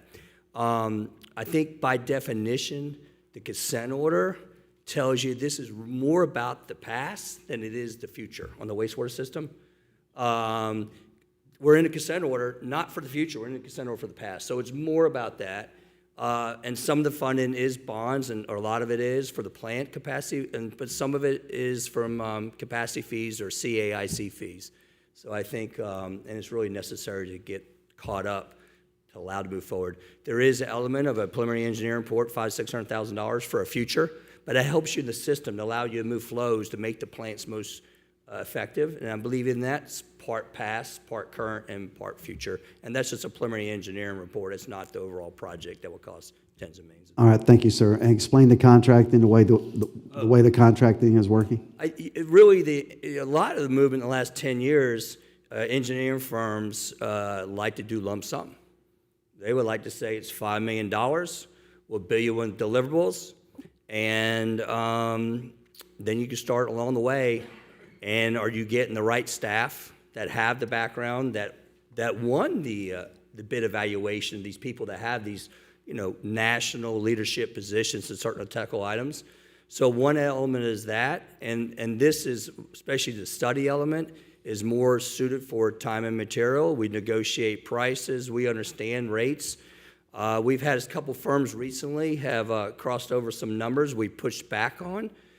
We've told one in the midst of, it was like, this is just too high. So in the engineering world, you bid on qualifications, then you negotiate rates. The rates and the tasks and fees aren't acceptable, you go to the next engineering firm. So this one's much more suited for time and material. I think there was a note about performance-based. That's not done that much in pure engineering. In construction jobs, you're getting more lump sum and maybe some incentives if you start early. There was a big push 10 or 15 years ago to do that on air conditioning systems, some performance-based or meter systems, but you can read about it in several cities. Large international firms use that, and they really never worked out good for the customers or the which pays the bills to the utility. So I don't think we'll do much. I don't think I'm coming here recommending performance-based to you in the future. All right. We do some lump sums at times. All right, thank you, sir. Anything else from the council? If I could just have a minute, I think this will hopefully help what Ms. Shelley was getting at as far as ultimately how these things get paid for and why it is that we're even here. So first and foremost, I think it was in 2024, we raised the impact fees for utility to the statutory max that we could raise them. We raised them higher than the max for fire, parks and rec, and what was the other one? Thank you, transportation, and now we're being sued by the HBA for it. But for utility, we raised them to the statutory max, so we are doing everything we can from an impact fee standpoint for utility. So I think that's very important to point out. As far as the way the bond works, and I know a lot of people understand this, none of us wanted to enter into $250 million worth of debt, that's for sure. But this really, a lot of this should have been addressed back in 2018, 2020. And we were just so far behind the ball, we had to. First of all, we do have the DEP consent order that we have to comply with. But from a health and safety standpoint, this was a step that had to be taken. And there is no feasible way of getting it done. You're talking about ultimately, to Brian's point, a $600 million project in total. We had to take out a loan for this. And I don't want to say the beauty of the bond, because there's nothing beautiful about debt. But if there's going to be a silver lining to it, one of those is that future rate payers are contemplated when we determine how we're going to pay back the bond. In other words, when the bond study was done, they looked over a certain time span of what we project our population to be and what those rates will be coming in from those future payers. So it's not being paid for by the current residents of Palm Coast. We contemplate who is going to be moving in, because those folks do add to capacity, and that is considered in the bond study. So I hope that helps a little bit, because I don't want to strap my kid and my grandkids, hopefully, with any debt either. But we didn't have a choice. I mean, it is what it is. There was no choice for this council if we wanted to provide this very necessary health and safety infrastructure. So I get the concerns, but I think this was the best way to go, especially considering when we had the opportunity to raise impact fees, we raised them to the maximum level that we could. Thank you, ma'am. Anyone else from the council? No other further comments from the council. Ms. Cook, call the vote. Councilmember Miller? Yes. Vice Mayor Pontieri? Yes. Councilmember Sullivan? Yes. Councilmember Gambaro? Yes. Mayor Norris? Yes. Motion passes unanimously. Thank you, ma'am. Brian, stay there, because I got something for you in a few minutes. Okay, we're moving on to our final public comment. If you have any comments concerning issues that have not been on the agenda, come forward. Once again, issues that have not been on the agenda typically is the rule here. So for me to be able to talk about water, okay, this is about water, but sideways to it. We've had boil water notices, and over 20 since the beginning of this year. And I recently checked the annual report, and then on the back sheet of the annual report on the website now shows that microbacteria is potentially coming from the wastewater treatment plants and sewer systems. So also too, it shows that you're using cheap chloramines, which is corrosive. Those chloramines also need corrosive control. Chloramines have no place in our water, especially now too, when he's admitting that we have runoff from swells and all that. They're watering, or they're spraying our waterways with pesticides and herbicides. So all that runoff, everything that's not good is going into our water, our drinking water. This is toilet to tap coming from the wastewater treatment plant, possible contaminations. It says it right on the website on our annual water report. So how do you justify this? And also too, The 36-month repayment deadline on our charter, he's already admitted it's going to go over possibly 42 to 44 months. So that's against our charter as well. Thank you. It's an enterprise fund. Mr. Stone.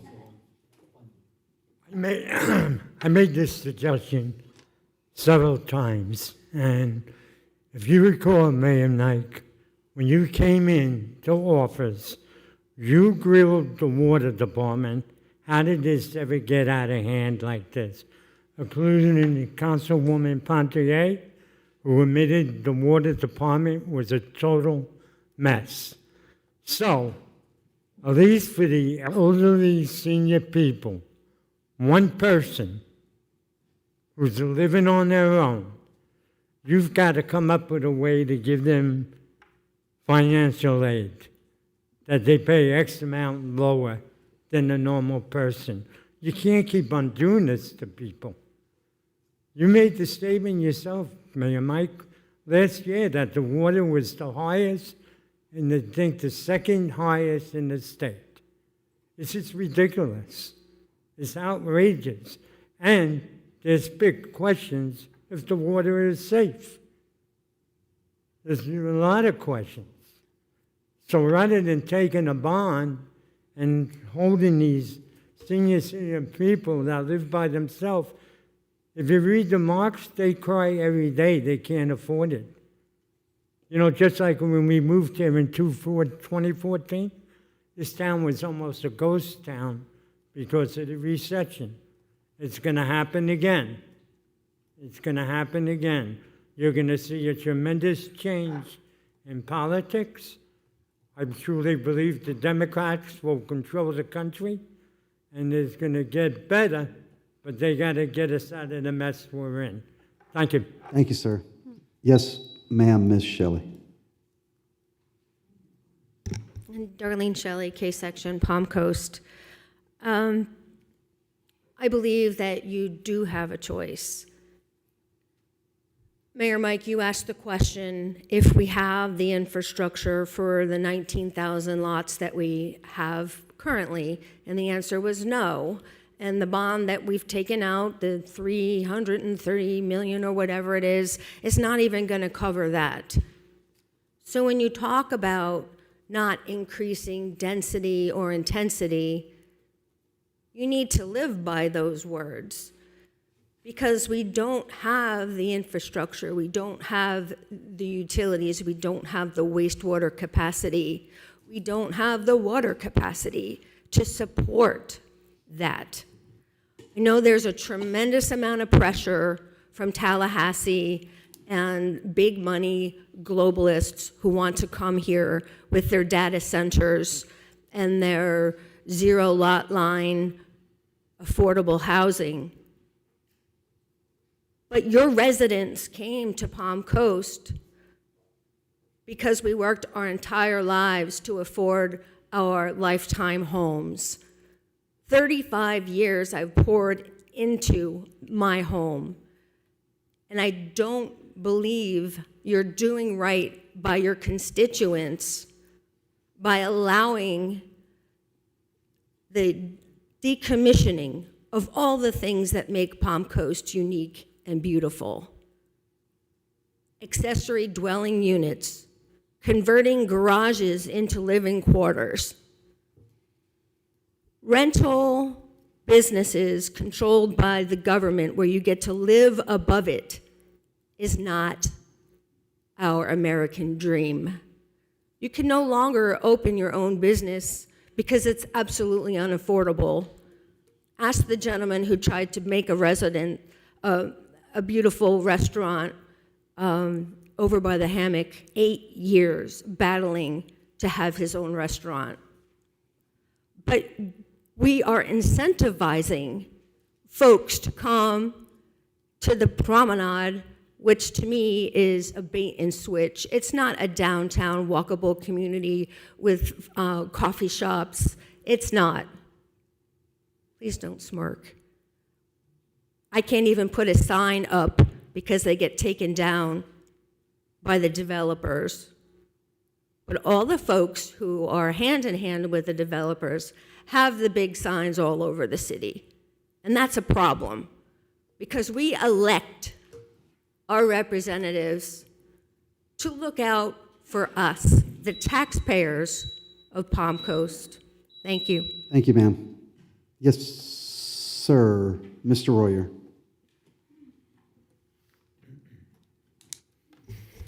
Raymond Reuter.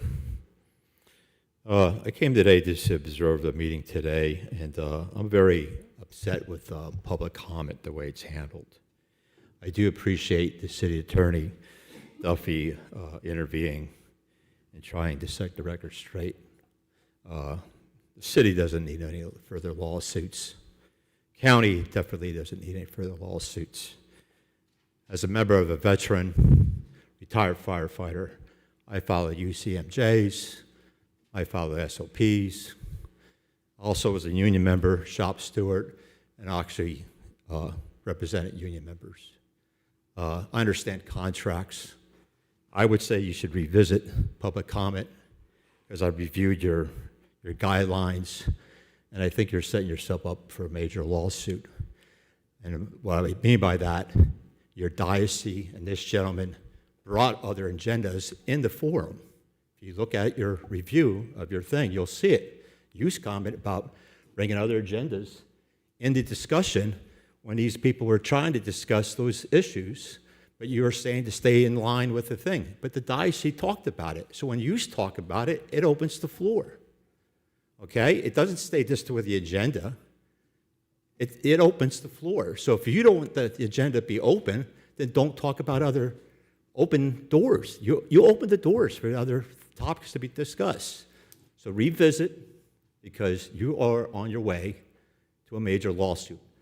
And granted, other major cities face millions and millions of dollars because they do have the right to speak. And it's sad that we only get 3 minutes to speak. Thank you. Thank you, sir. Anyone else for public comment?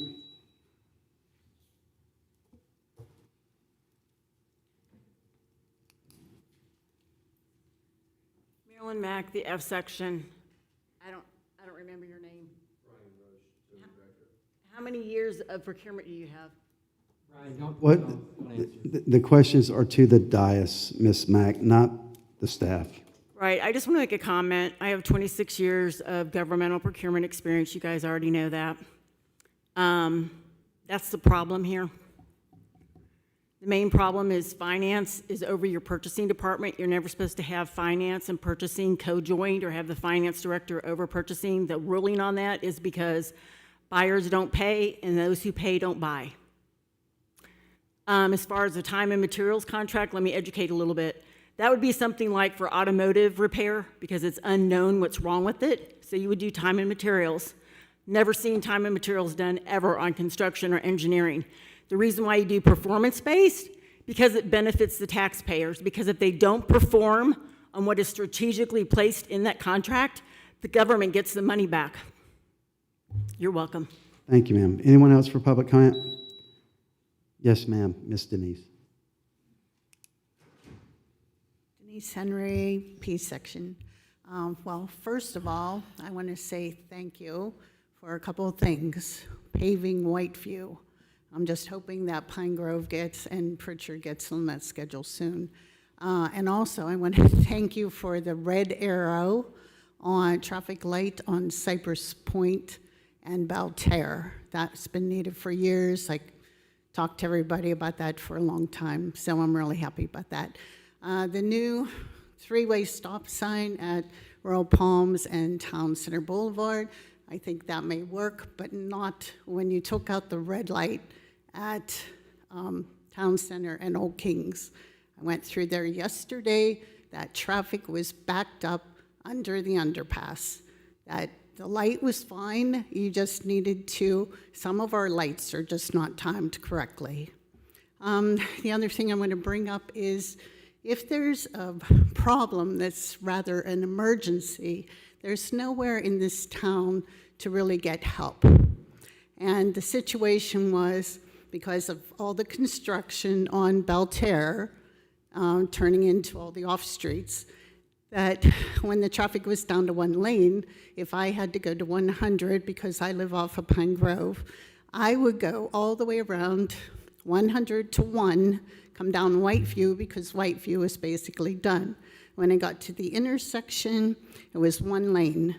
So the arrow turns green and people could turn left, but when you were supposed to go straight through, it didn't turn green, it was red. So I sat for a second light. Same thing happened. I had cars blowing the horn at me, wanted to turn right, but it was one lane. I said to my son when we got to the third, I said, should I just go through the red light? But he noticed that it looked like people were finally turning on Pine Grove, so I turned right. I came home, I called the city. I said that the road department needed to do something about it because this was 3 o'clock, in another hour rush hour traffic was going to start and it was going to be a mess. So the customer service said, well, do you want to put in a case? This is not, I said, it's not my personal case. So she said, well, she could put one in. But this is, we have to have something, if there's an emergency situation like that, that there's someone, either they contact the road department. She said, well, they're all out in the field. But you got to be able to radio somebody. They needed traffic control at that light. So I called the sheriff's department. The sheriff's department said, well, all they can do is call the city. So, but she would send a deputy out and check out the situation. The next day, the same problem was there. So something we have to be able to do if it's an emergency. Thank Not you. not put in a case. Thank you, Ms. Dennis. Ms. Denise, I said Dennis. Anyone else for public comment? Yes, Mr. Davis. Good evening. Do something I haven't done in a while. Just go off of my emotions, I guess. Thank you. Yeah, Jeremy Davis from P section, I guess. Thank you for what you did there by calming the situation a little bit. I appreciate that. I want to thank the stormwater division that came out and cleared. They actually are redoing my my swales right now because when I put my new driveway in that got approved, there was a blockage for water flow. So me and Miss Lynn got together and she brought the crew out there and they widened up the culvert catch basin to allow more flow through. Hopefully that helps, like I told you. I really appreciate the crew's work. They came out, they all talked to me. It was nice to actually see them work hard. And I mean, I feel bad for them. They don't really have a place to use the bathroom or anything. But they were out there working their ass off. That's why I come prepared, sorry. But they're supposed to pee in a field, I guess. I don't know. Can we look into getting them a little better standards? I mean, I'm sure they dip out the pee if they need to, Jeremy. I bet if you ask them, the answer is going to be a different answer. I can guarantee you that because most of them have told me this. They are told not to go really anywhere. I'm being very honest. I would not come up here and make anything up because there's no point to that. As someone brought it up, they were told OSHA standards that they don't have to provide that. All right? Anyways, again, thank you for the stormwater team. I appreciate it. They're working their butts off to get the stormwater under control around here. Ms. Cook, thank you so much for all the work you. I know I give you a lot of work. Thank you so much. And I know we got to cover the cost for what I've asked for. Again, just thank you guys. And I appreciate everything you guys are truly doing. Okay? Thank you. Thank you, sir. Anyone else for public comment?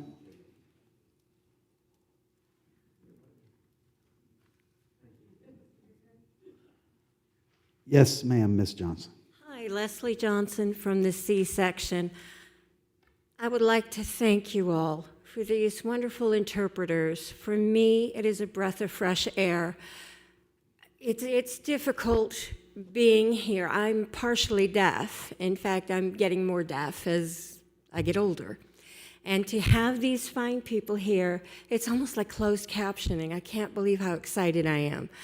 We were supposed to have a guest with us tonight who was deaf, Not here, but that's okay. I'm getting a lot out of it, and I just want to thank you. Thank you for putting in the request for the interpreters. It's, for me, very, very helpful. Thank you, ma'am. Anyone else for public comment? Seeing no one come forward, I'll bring it back to Dice. Any follow-ups on the statements for the public comment period? Just a couple. So I wanted to further explain what the mayor tried to kind of state to, I think, Ms. Duarte, when you walked off. The charter provision that you're speaking about, the 36 months, that's only for general fund monies. And I see you shaking your head, but that's the charter. That's what the charter says. So for enterprise funds, it's just different. If we are going to take up, there are certain limitations on borrowing against the general fund. That's actually per Florida law. So that's what the charter limits us to, as far as having to vote on something if it's going to go above and beyond that. Only unfunded, so. Yes, unfunded. yes. Funded agreements, that doesn't apply. Yes, thank you. So funded versus unfunded, but that's a whole different explanation. But I think that's a very clear distinction, and that's what the mayor was saying. The utility fund is a enterprise fund, and the stormwater fund is an enterprise fund. So that's just really important to make sure you understand. I want to clarify, Mr. Stone, you said that I said the water department was a total mess. I did not say that. What I said was, these investments should have been made many years earlier. So want to clarify that. I think we had a lot of very good folks in our water department, but the city council directs staff.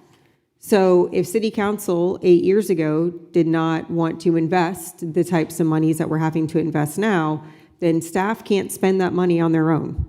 So we had Mr. Roche come in. He's done a wonderful job. He has a lot of experience in this department to answer the question from Ms. Mack. He was with JEA for many years.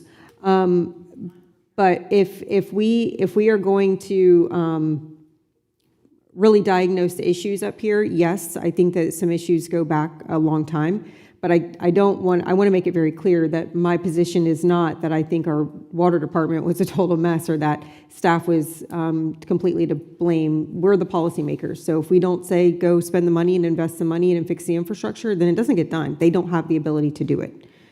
The last thing I want to say is the water is safe. I know in any community you go to, there's boil notices. It happens. But our water gets tested year after year and year after year.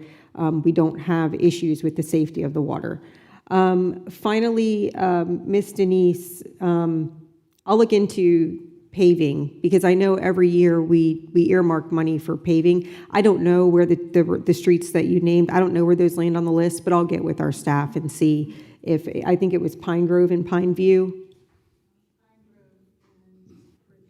Pritchard. Okay, I'll look into those. I don't know where those land on the list, but I'm happy to email you. I know you've emailed me before, so I have your contact information. The eval of the surface quality of Pine Grove was pretty low, not good. Yeah, I don't know. So it should place it as a high. Carl's raising his hand like he's got something. Okay, for maybe us. we have something. I know we have another conversation about that coming back to Yeah, us, we too. do. Just trying to avoid emails going back and forth on this one particularly. So during the presentation in May at the May 12th council meeting where we presented the pavement management program, Pine Grove, Pritchard are some of the residential collector roads, and those were on the list in our proposed 5-year plan as one of the options for council if they wanted to partially fund the arterials and start attacking the collector roads, because the collector roads don't qualify for microservicing because there's too much traffic on them and whatnot. So, but they are very low rated, like, Councilman Miller mentioned, there's some sections in the 40s on Pine Grove. Eric's another one. We have a lot of collector roads that need deep milling, need more than just milling resurfacing. We have to do some reconstruction of the roadway. And so, that's just one of those items that is identified. It's bad. We need money. So. Thank you. Thank you. Anything else? Thank you, Mayor. Okay. I'll cover these and then we can get into matters on the agenda. Mr. Royer, you're running for political office. If we had these meetings and we didn't put a time limit on public comments, we would be here 37 hours a day. there's a method behind the madness. And for people to get up and they're talking about topics off subject, or they're running for office and they're wasting time, and a lot of people are misinformed and they're putting out misinformation, we have to stay on point. These are specific items that we are addressing. You can speak public comment, you can stand up 3 times on 3 different subjects as far as I'm concerned, but we have to get through the city's business. And we can't waste time dilly-dallying around with people going off on tangents about subjects that we are not discussing at the moment. That's plain and simple. We have policies and procedures on the agenda. We have our policies and procedures for the councils, like politicking from the podium. Me and Marcus just had that conversation yesterday because he didn't think it was in there, but it is. You cannot campaign from the dais. Can I hold that? It's inappropriate to bring in stuff like this to the council because you're running for office. You're a politicking.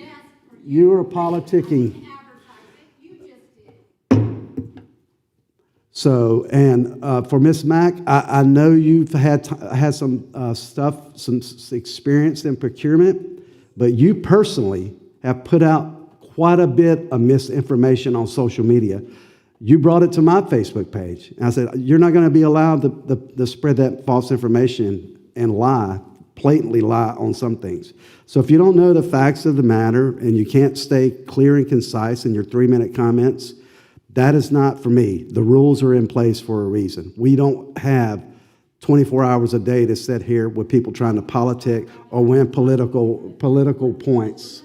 So we're going to move on. We're going to move on to discussion of city council matters not on the agenda. The one specific thing that I have to say, Brian, and I talked to Marcus and the city manager about this. I want to know what equivalent residential units that the county has in development anywhere along the way from start to finish that the city of Palm Coast has to provide water for. Because we provide water to the Barrier Island, Beverly Beach, all that stuff they're doing down in the south of the county, on Seminole Woods, that's water they're going to be getting from our system. I want to know exactly how many equivalent residential units they have in the queue, just like we knew what we have in the queue. So if you can run that to ground and get it to each of the council members, I'd appreciate that. Got it? Okay, thank you. Just to clarify, so I know what to look out for, are you talking about entitlements, residential entitlements? Well, all the developments they have coming in, they just approved a new one down there, didn't they? I don't know how many units. That's commercial, yeah. Whatever. That's mixed use, I think. Whatever we have to provide water for, I want to know the equivalent residential unit that we're having to provide out of our system. That's what I want to know. Is that clear? Is that clear? Pretty clear? That's the only one I had. Well, I'm sorry, one more. We had a great time at 4th of July. Mm-hmm. It was a great event. People didn't start coming. They waited until after the formal part before people started packing in. But there was quite a few people that came out there. All the elected officials came and read the Declaration of Independence. I think we had a pretty good time. You guys have a good time? Yeah, good time. Really good time. So matters not on the agenda. Councilman Gambaro, you got anything? Hey, Mr. Mayor, just to echo your thoughts, it was great to see all the public officials there, and especially this team that we've been, working through a ton of difficult issues. This is a one time we get together and just, really just refocus, rebalance, and I think it's important as we move into the budget cycle. But thanks to the Parks and Rec team and our communications department to help, coordinate everything, and to the sheriff's office that had some extra security out there for us as well. Thank you very much. I just wanted to recognize our 250th anniversary as a country. I've been around for a lot of it, but I enjoy my freedom, and I'm certainly glad I live in the United States. Thank you, sir. Councilman Miller? Yeah, Mr. Mayor, just echoing the same thing everybody else had. Just wanted to thank everybody involved with, what we've been calling the United Flagler Fourth, because there's multiple events that occur across the county that we have tried to coordinate so that we aren't duplicating the same things in multiple cities. So, you know, we've been handling the fireworks for the last few years. Flagler Beach, of course, has their parade. What's that? 2? The next 2 years, they have the fireworks. Yep. And so just all the different events that occurred over the weekend were great, and I want to thank everybody involved, including our staff, staff at the county, staff at the other cities as well, for getting that done. It was a great time. We did the parade in Flagler Beach and handed out, probably like 900 pieces of candy or something like that, and 500 American flags across, you know, a quarter-mile walk. So it was a great time. Really enjoyed it. Enjoyed the fireworks too. Watched the fireworks here from Town Center at the airport, and they were especially great this year. I think it was much longer, I noticed, than the last time. And you know, it was a good fireworks show when my kids have declared that's the finale, and then it starts up again several times. So thanks to everybody for that as well, and Centauri and Sons for the fireworks. Thank you. And they had a fire the same day, right? Yeah, so they did have a fire in their facility out there in the county. It's a shed or something. But they said it's the one day of the year that nobody was there. So luckily there was nobody there that could get injured, anything like that. So they handled it. But yeah. Thank you, sir. Vice Mayor? Thank you. Thank you to staff. Thank you to the community. It really was a great weekend celebrating 250 years of America. And so I'm just really thankful to be here, and not just in this country, but in this community. So thank you to everybody who was involved. I do want to kind of tie a bow on something that was brought up at the beginning. It is, in fact, true that the grants for FC3 fiscal year 24 to 25, the max award was $15,000. They did lower it last year to $12,000, and this year the max is $12,000 as well. So the $15,000 awards that were given in 24-25 fiscal year were in compliance with the policies and guidelines. And I have a ton of documentation, so Ms. Pabst, if you want it, I can forward you what FC3 sent me during this meeting. There are a couple things that I want to recognize from the city manager's report for June. First and foremost, I want to congratulate our Employee of the Month, Heather Priestap. Heather is a member of our animal control unit, and she is fantastic. We've had a lot of really difficult animal control cases in this community in the last month or so, and her, in conjunction with Humane Society, in conjunction with SMART, the Dog Father, there's been so many different organizations. East Coast. People, yes, the East Coast Animal Hospital, oh my gosh, thank God for them.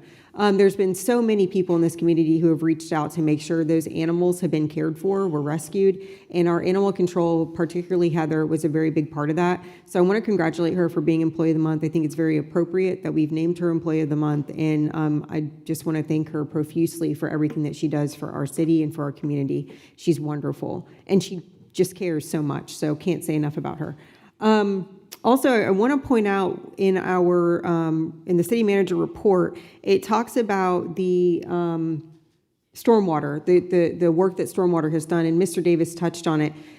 We 2 years ago decided to kind of revamp stormwater. We invested a lot of money. Lynn had some really great ideas in conjunction with her team as to how we can get more swales graded more efficiently, and it's paying off in dividends. So, for instance, if we look at the graded swale miles, so the amount of miles of swales that we've been able to grade.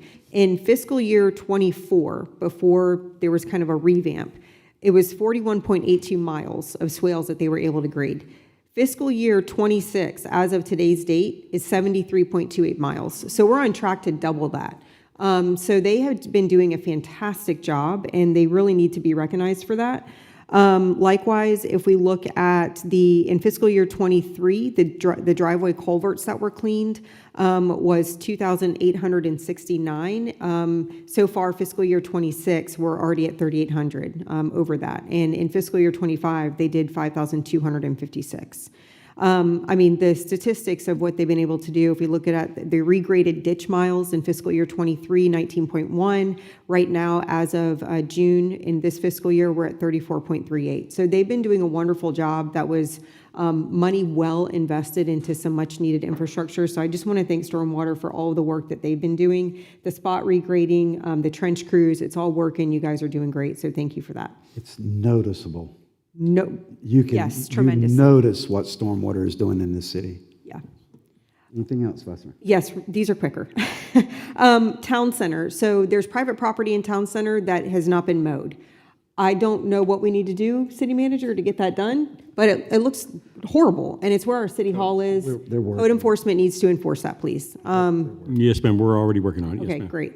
And then I would like to ask for consensus on something. I don't know if you all heard, but in Lakeview Estates, about a week or two ago, the developers or the builders over there dumped some, I won't call it manure, but dirt with biosolids in it to seed in order to help growth over there, and it smelled like manure badly for a while. I got many complaints. Staff was great. They jumped on it, handled it. But it's my understanding in speaking with staff that really there's nothing that prevents them from doing. There's really no restrictions that we put on those types of actions. But other municipalities do have some restrictions. So staff has indicated to me that we can either in our technical manual or in our LDC put some restrictions around that so that it doesn't happen again. So I just ask for consensus for staff to go ahead and undertake that and come back to us with some suggestions, either for the technical manual or the LDC, to make sure this type of dumping, no pun intended, does not occur again. Was it actual? It had, yes, it had Sounds manure like- in it. sounds like Manure? fertilizer, but Fertilizer, yeah. yes, but it smelled, I mean, you couldn't even open the window. No, and that's fine. I whatever common sense measures that other cities are taking that we can take, I'm good with. Yeah, I just want consensus for staff to come back to us. I just say be careful because, you know, as you get into farming land and ranches and Mhm. things like that, that's going to happen. We don't. No, I'm talking about in neighborhoods. Right, yeah. Just to make sure that. Yeah, no, thank you for that. And then the last thing is, we've had some repeat offenders for animal cruelty and neglect. But right now, we don't have anything in our code to really properly address that. So I'd also ask for consensus for staff to come to us with an update to our code so that we have a proper way to address repeat offenders for animal cruelty and neglect in the city. So I've also asked for this because we don't have anything. So there's been several cases that are coming from the same people, and staff has told us that their hands are kind of tied based on, you know, here's the crime, here's the punishment. But if it's repeat over and over again, there has to be something bigger. So I support this. I have no problem. You guys have any problems with that? You good? You know, the only thing that I would say is that, you know, I appreciate our state attorney, R.J. Larissa, pushing, you know, the maximum punishment, you know, where he possibly can, especially on these repeat offenders. I think it was on the radio station here a couple days ago, but we can do better to protect our animals. Yeah, okay, thank you. Thank you. That's it. One caveat for me, or follow-up. The agendas, the full packets, Ms. Shelley, are out there. So if you read through the packets just like we do, some acronyms we don't get, but we're trying to conduct business here, and the staff they're trying to get through it too, and they know that we have reviewed those documents, so they know we have conceptually what we're looking at. We understand it. If I would say read through the packets and familiarize you are running for political office, you need to familiarize yourself with basic terminology that we use in every meeting. I'm sorry, I can't do anything else about that. City attorney. Did Mr. Sullivan already go? Oh, yeah, I've already, no, he didn't have anything. I did already. Yeah. Okay. I started here. Go again. That's right. Nothing, sir. Thank you. Okay, city manager? No, sir. Okay. We good? Motion to adjourn.